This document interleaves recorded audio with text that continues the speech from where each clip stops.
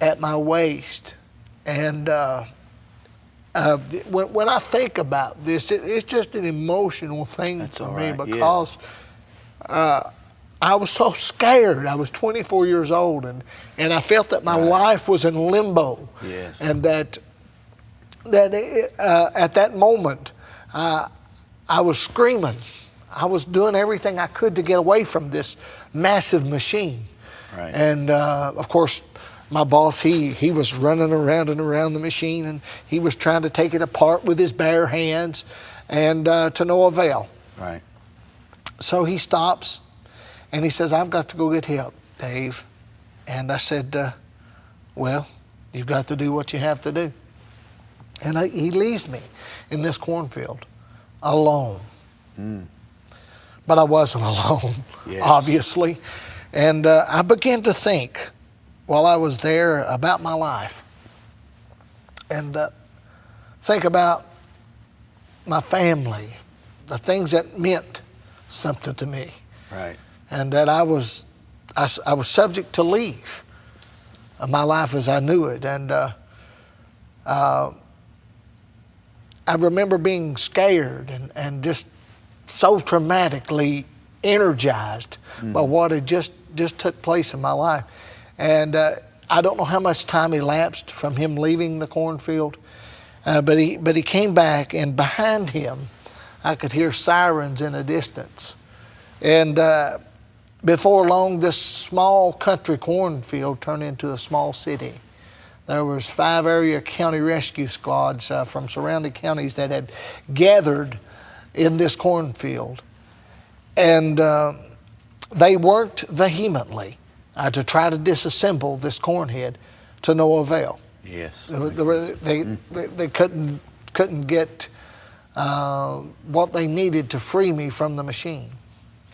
And around 2.5 hours elapsed while I'm in this machine.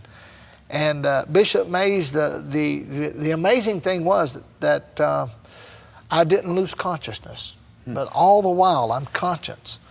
And these people are working and trying to free me from this place. And then I heard one of the paramedics say, "Well, let's call the University of Kentucky and let's have them dispatch their medevac to the scene." And they did so. And it wasn't long after that I could hear the helicopter in a distance, and the rotor blades on it, and the wind and things, and landed in the cornfield. And they took the jaws of life, the paramedics did, and a cutting torch, and began to cut this machine apart. And they done so to where that they could free me from this machine.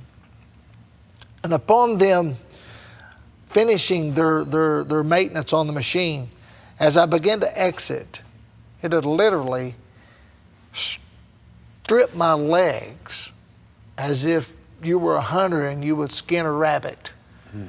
And all my lower extremities from my waist down was exposed.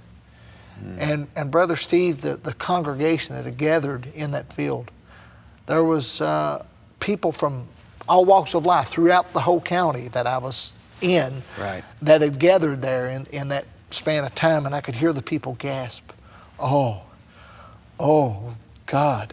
And I'll never know to this day what they could see. Right. But I knew it had to be bad.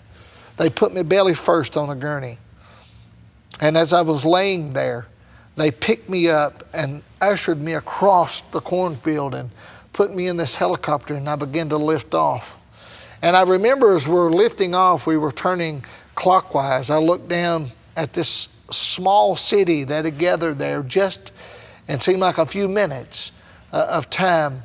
And somewhere in between A and B, A being the cornfield and B being the university, the trauma center, I got real cold. And no doubt it was due to blood loss and trauma.